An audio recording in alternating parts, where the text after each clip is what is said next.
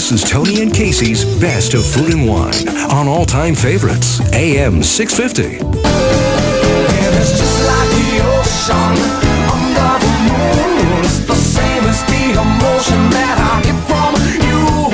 You got the kind of loving that can be so smooth. Yeah, give me your heart, make it real, or else forget about it. Welcome back to the Best of Food and Wine. I'm Tony Gismondi. I'm Casey Wilson. You're not even looking. What are you doing? No, I'm looking at the wine. You're looking past our guests. You're looking at the wine. Hey, guess what? We have two big dogs in the studio, the open studio.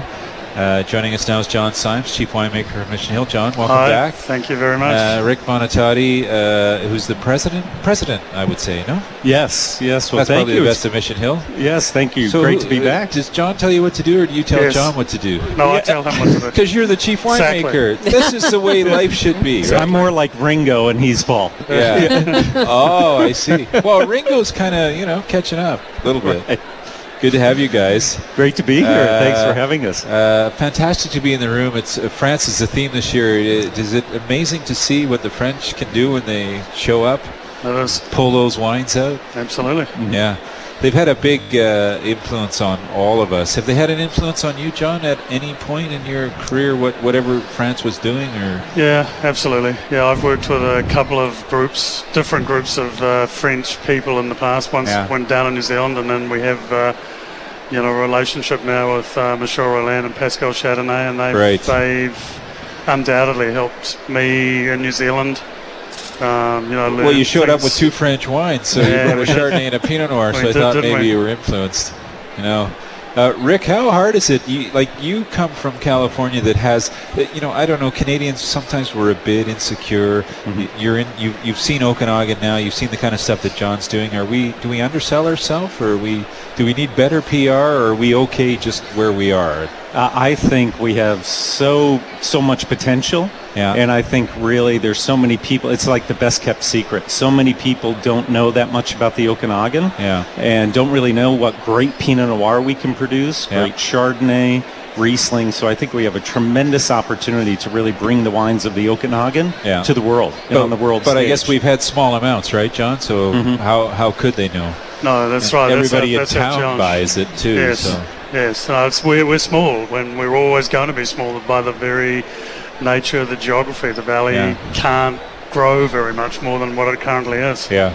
You brought two pretty cool wines. I want to start with the Perpetua. When we first met, you were busy winning an award for your Chardonnay at Mission Hill, which I think you still have a few bottles in. Yeah, I was talking to someone this afternoon that told me they had a case. Wow. Really? What did you say to them? I said, you're kidding me. What's it look like? They found it. Apparently they had it stored in the cellar. Yeah, it blew me away. So. Wow. Maybe you better get your hands on that. They're going to bring some in so we can have a look. Yeah. We can do a little trade.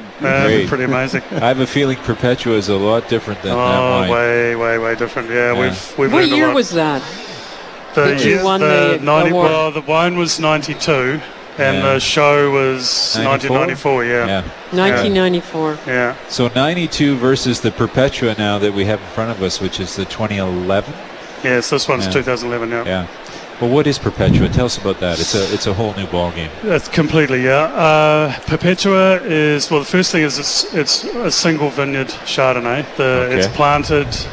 We purchased the land in 1996, and it's in the east side of Osoyoos, right down on the border with Washington State.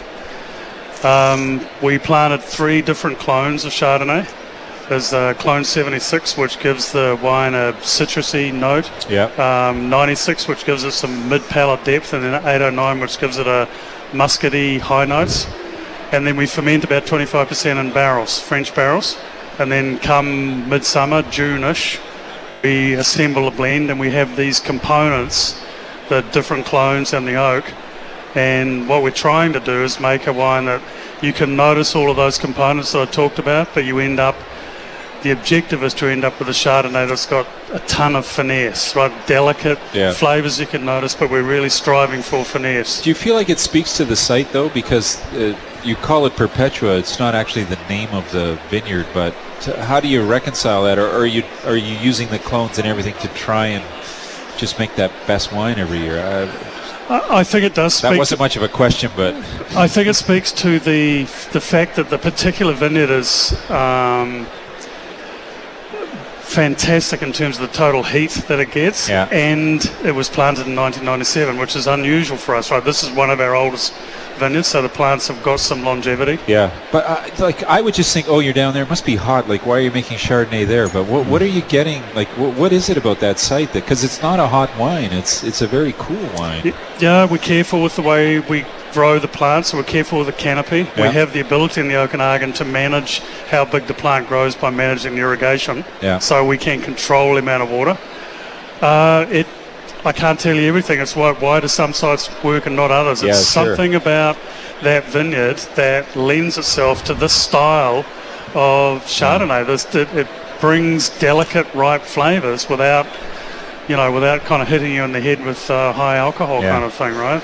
Rick, does it? I'd have to say that John has been a big champion of Chardonnay, even in a time when a lot of people thought, well, let's do something else. But you've come out of California where Chardonnay is king. What do you think about Chardonnay today? People like Chardonnay. Absolutely. I mean, it's still the number one consumed varietal. And I think really when you have Chardonnay that's so unique, like this Chardonnay is so delicate. And I think really when I taste people on this wine, it's just an eye-opening experience because it's just this elegance, this delicacy. But I think the beauty with Chardonnay is you can taste, wines from cool climate region, warmer climate region, very different characteristics. And I think, sometimes, the concept is, well, Chardonnay is just Chardonnay. But when you taste in different areas, I mean, there's so many unique flavor characteristics that I think could be so eye-opening. And different occasions, with different foods, etc. So, the reserve Chardonnay from Mission Hill, very different style than this, and it's really the other side of the spectrum. More weighty, round, rich, more oak character. So I think that's just really the beauty of Chardonnay. I want to get to the other one. John, has Perpetua changed at all for you, like from the start? Do you pretty much stayed the course? No, I mean, there's variation obviously from the season, but no, the style of the boot has been the same since we started it in 2006, I think was the first one we did. So 10 was cool, quite cold. 11 was fairly cool. In the middle, but cool, And the next one, 12, are we expecting? Much warmer, And 13 was warmer again. More fun or to do those or more difficult? You know what? Chardonnay is pretty reliable. Chardonnay and the Sauvignon is pretty reliable. The thing that changes is really the day of the year, if you like, that we pick. Like the 2010 and 2011 were picked late in September. This year we picked Chardonnay in the first week in September. Yeah, that's what swings. But if you're careful with how you manage the vines, you can get Chardonnay ripe pretty consistently in the valley. Do you have a favorite vintage, John? A favorite vintage? Yes. Was there one? Is there a year that really stood out for you? Probably 2007. 2007. Yeah. It started fantastic. We didn't get any nasty event in the spring or the fall. It just went on forever. Wasn't over the top heat, but it was good from the start to the end. A few years like that would be okay. Be okay, Mission Hill, the Perpetua Chardonnay is $34.99. Pouring it here at the festival, and of course available in the wine shop here, available through the winery and in other outlets. Really nice, John. Fantastic.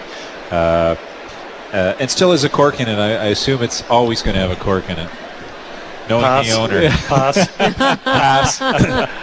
Knowing the owner, not the winemaker. Let's talk about Pinot Noir. You brought us a really special bottle. I can't wait. We brought you a special bottle, This is the first time we've tasted out in the public anyway, the 2012 vintage of the Martin's Lane Pinot Noir. Tell us a little bit about the Pinot program. I mean, it's sort of building quietly at Mission Hill in the back, but because you start in the vineyards, I guess. It did start quietly, and then we had a tremendous amount of success with the 2011. We started 2007 planting vineyards in Kelowna. Pinot Noir vineyard. Pinot Noir doesn't like, or prefers, I should say, it prefers slightly cooler, and Oliver and the Sawyers tends not to do great. So the Pinot Noir program at Mission Hill had suffered because we didn't have a lot of northern fruit. Well, as I say, that changed 2007. It started to change. We purchased some land, leased some land, and planted, and they started coming into production in 2010 and then 2011. and it's continuing on. I mean, the 2011 Martin's Lane, we were really fortunate. We won some big awards where they got a tremendous amount of publicity. Sure did. This is the 2012 at the same wine, which is not released yet. But there's not a lot of this either, though, really. No. Yeah. No. You know, down the road we will have more for sure. The vineyards we're planting more this year, more Pinot Noir this year. It'll never be huge production, but sure. Because there just isn't the land area. The problem in the north part of the valley is that's where all the people are, right? So the east side of Kelowna is mostly homes. You got to buy a few houses to plant a vineyard. Knock But them out that's of the rather way expensive. That's the only issue. Yeah. is it as difficult as they say it is to Pinot produce Noir? a Pinot Noir? It's unforgiving. It can really bite you in the vineyard if you don't do things correct, and it's very unforgiving in the winery. It wants to be, particularly when you're handling the grapes and getting them into the tank, it wants you to be very gentle with it. It doesn't like pumps. You know, it wants to be gravity filled into tanks. It doesn't like doing things like pumping it over to extract. It rewards you if you treat it gently. It will reward you. It's a bit like you, Casey. Yes, exactly. It likes to Just like I am. go easy on this. Yes. But it's all about sight. Yeah. Really. I mean, really, for Pinot Noir. You did some experiments in Naramata. How are they panned out? There's some of the blocks in Naramata are on the 2011 and the 2011. Yeah. Okay. Yeah. And No, the 12, that's really looking exciting. Yeah. And we're doing some more this year. We've taken some Pinot Blanc out and we're planting Pinot Noir. Do you feel like Naramata might be the southern boundary for Pinot, or? It's certainly the southern boundary of the vineyards that we own, yes. Yeah. I mean, it can be quite warm there, but I think so. Based on this style of wine that's focused on a lot of that really bright fruit on the nose, I think, going too much further south, the heat will diminish those flavours. Martin's Lane, Martin's Lane, Rick, it's not Mission Hill. It's Mission Hill, but it's Martin's Lane. Can you explain why the name of this wine and why it doesn't say Mission Hill? Well, I think from the this is really a tribute to Anthony's father. Yeah, it's on the back label, but really a unique proposition. And I think, for me, it's interesting. This was the first wine that I tasted when I was interviewing, and I had lunch with our owner. And I asked, well, what is really the signature grape in the Okanagan? Yeah. And he was kind of very humble. And I said, this wine is just amazing. I said, I think, Pinot Noir has so much promise. And really, I think from the standpoint of growing great, compelling, unique Pinot Noir, we've got something here. Yeah. And, I think it's really thrilling what many people are doing in the Okanagan with Pinot Noir. And many people in the world don't know about it. Yeah, no. We've been waiting for the finesse to arrive, and it's here. It's fantastic. And the St. Martin's Riesling is a beautiful wine.